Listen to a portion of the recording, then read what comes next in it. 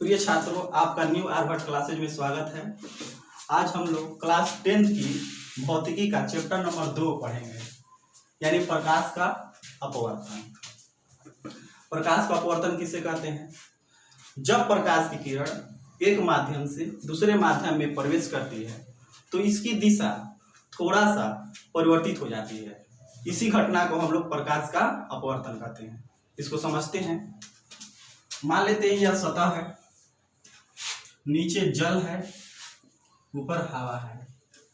जब प्रकाश की किरण ऐसे आई, होना ये चाहिए प्रकाश को ऐसे जाना चाहिए, लेकिन ऐसा नहीं होता है।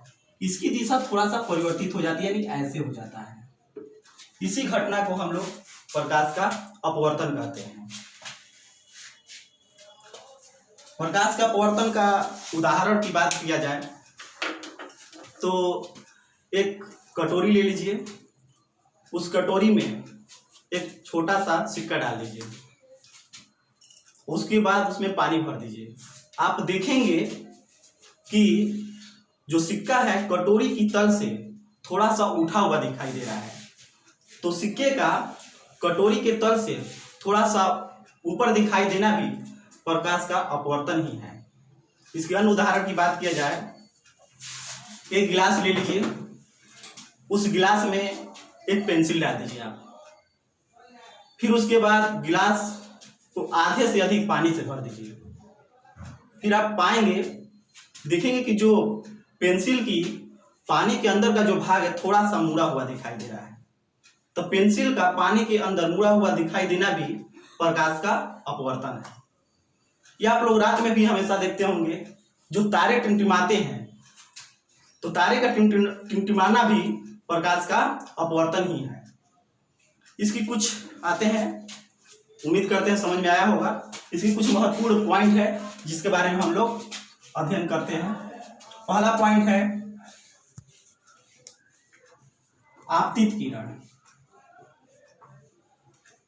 दूसरा पॉइंट है अपवर्तित किरण,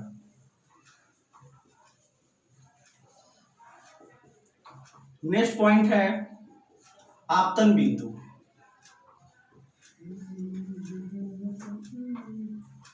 नेक्स्ट पॉइंट है अभिलंब,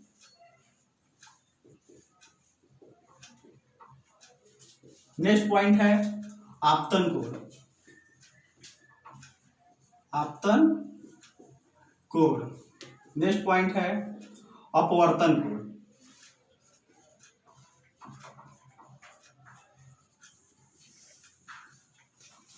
आइए देखते हैं, हम लोग बारी बारी से एक एक को समझते हैं।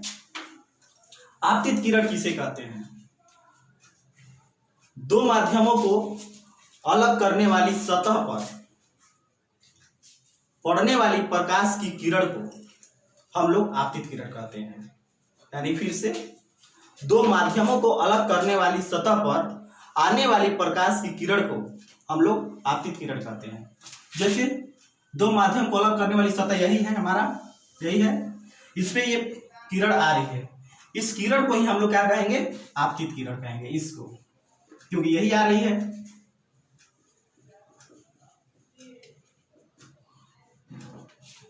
दूसरा टॉपिक है अपवर्तित किरण। अपवर्तित किरण किसे कहते हैं?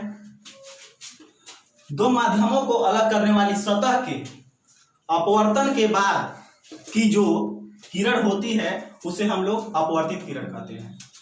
तो दो माध्यम को अलग तो यही कर रहा है सतह, इसके अपवर्तन के बाद तो यही किरण है, इसी किरण को हम लोग अपवर्तित किरण कहते हैं। नेक्स्ट पॉइंट है आपतन बिंदु। आपतन बिंदु क्या होता है? दो माध्यमों को अलग करने वाली सतह के जिस बिंदु पर आपतित किरण टकराती है उस बिंदु को ही हम लोग आपतन बिंदु कहते हैं। आपतन बिंदु कहते हैं, आपतन बिंदु कहते हैं। यानी देखिए, दो माध्यम को अलग करने वाली सतह यही है, इसी पे आपतित किरण आकर यहाँ पे टकरा रही है, इसी बिंदु को यानी इसी पॉइंट को हम लोग आपतन बिंदु कहेंगे। उम्मीद करते हैं समझ में आया होगा। नेक्स्ट इसकी जो पॉइंट है अभिलंब। अभिलंब किसे कहते हैं? तो आपतन बिंदु से डाला गया लंब ही अभिलंब कहलाता है। तो देखिए आपतन बिंदु हमारा यही है, यहीं से ऐसे हम लोग उल्लंब डालेंगे, डाल लेते हैं, ऊपर से डालने में आसानी होता है। यहां से लंब ऐसे डाल दिए, नीचे भी इसी तरह लंब डाल देंगे। तो ये जो लंब है इसी को हम लोग अभिलंब कहते हैं। अब नेक्स्ट टॉपिक है आपतन कोण। आपतन कोण किसे कहते हैं? तो अभिलंब और आपतित किरण के बीच बने कोण को हम लोग आपतन कोण कहते हैं। देखिए ये हमारा अभिलंब रहा, ये हमारा आपतित किरण रही, इसके बीच जो ये कोण बन रहा है इस कोण को ही हम लोग आपतन कोण कहेंगे। इसको हम लोग स्मॉल आई से सूचित करते हैं। नेक्स्ट पॉइंट है हमारा अपवर्तन कोण किसे कहते हैं। तो अपवर्तन कोण समझते हैं। तो अपवर्तन कोण अभिलंब और अपवर्तित किरण के बीच बने कोण को हम लोग अपवर्तन कोण कहते हैं। तो मेरा अभिलंब यही है और ये हमारी अपवर्तित किरण है, तो इसके बीच जो ये कोण बन रहा है ना बाबू, इसी को हम लोग क्या कहेंगे? अपवर्तन कोण कहेंगे। इसको हम लोग स्मॉल आर से सूचित करते हैं। उम्मीद करते हैं कि आप लोग को ये सारी पॉइंट अच्छे समझ में आई होगी। अब इसका नेक्स्ट टॉपिक है प्रकाश की चाल, उसके बारे में अध्ययन करते हैं। आप लोग इसको अच्छे से फेयर बना लीजिएगा, इसको इरेज करते हैं। प्रकाश की चाल। तो जो प्रकाश की चाल जो होती है मेरे प्यारे बाबू, वो भिन्न भिन्न माध्यम में भिन्न भिन्न होता है। जैसे यदि प्रकाश की चाल सबसे अधिक की बात किया जाए तो प्रकाश की चाल सबसे अधिक जो होता है निर्वात में होता है, यानी हवा में। निर्वात तो ऐसा कोई जगह है नहीं, निर्वात उस स्थान को कहते हैं जहां हवा भी ना हो, बिल्कुल शांत जगह, लेकिन ऐसा कोई जगह है ही नहीं। तो निर्वात और हवा दोनों में प्रकाश की चाल सेम होती है। उसमें इसकी प्रकाश की चाल लगभग 3 लाख किलोमीटर प्रति सेकेंड होता है। निर्वात में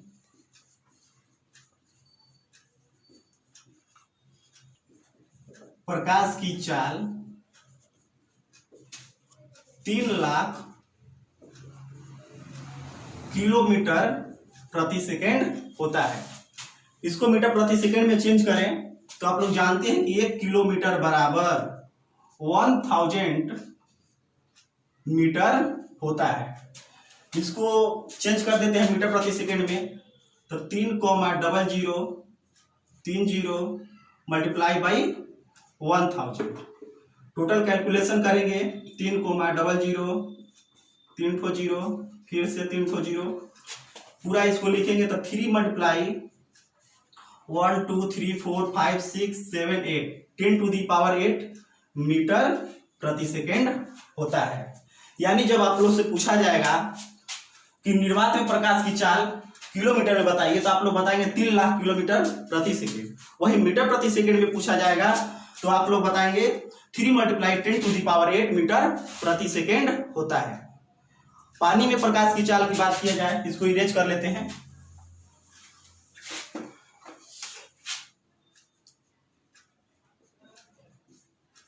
पानी में प्रकाश की चाल, तो पानी में प्रकाश की चाल जो होता है 2,25,000 किलोमीटर प्रति सेकेंड होता है। पानी में प्रकाश की चाल जो होता है 2,25,000 किलोमीटर प्रति सेकेंड होता है। इसको मीटर प्रति सेकेंड में अगर हम चेंज करें तो ये हो जाएगा आपको 2,25 25 3 ठो 0 मल्टीप्लाई 1000। चेंज करेंगे तो पूरा आपका होगा 2,25 3 ठो 0 3 ठो 0, पूरा कैलकुलेशन कर ले तो 2 multiply 2.25 multiply 10 to the power 8 metre प्रति सेकेंड होता है। तो अगर आपसे पूछा जाए कि पानी में प्रकाश की चाल किलोमीटर प्रति सेकेंड में क्या होता है, तो आप लोग बताएंगे 2,25,000 किलोमीटर प्रति सेकेंड। और वही आपको मीटर प्रति सेकेंड में पूछा जाएगा तो आप लोग बताएंगे 2.25 multiply by 10 to the power 8 metre प्रति सेकेंड होता है। और यही निर्वात में प्रकाश की चाल की बात किया जाए, यानी कांच में प्रकाश की चाल बात किया जाए तो कांच में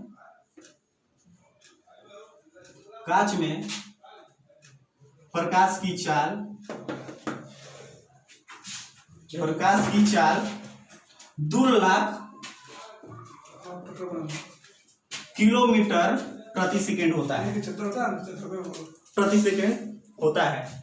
इसी को अगर मीटर प्रति सेकेंड में हम चेंज करेंगे तो 2, 2 ठो 0, 3 ठो 0 मल्टीप्लाई बाई 1000। ये फिर से कैलकुलेशन करते हैं, 3 ठो 0, 2 मल्टीप्लाई 1 2 3 4 5 6 7 8, 2 गुणे 10 का पावर 8 मीटर प्रति सेकेंड। यदि यही आपको पूछा जाए कि कांच में प्रकाश की चाल किलोमीटर प्रति सेकेंड में क्या होता है, तो आप लोग बताएंगे 2 लाख किलोमीटर प्रति सेकेंड। और वही मीटर प्रति सेकेंड में पूछा जाए तो आपका 2 गुणे 10 का पावर 8 मीटर प्रति सेकेंड होता है। उम्मीद करते हैं कि जितना भी अभी पढ़ाएं समझ में आया होगा, और कोई कमी हो तो आप लोग कमेंट में जरूर बताएंगे। इस वीडियो को यहीं हम समाप्त करते हैं।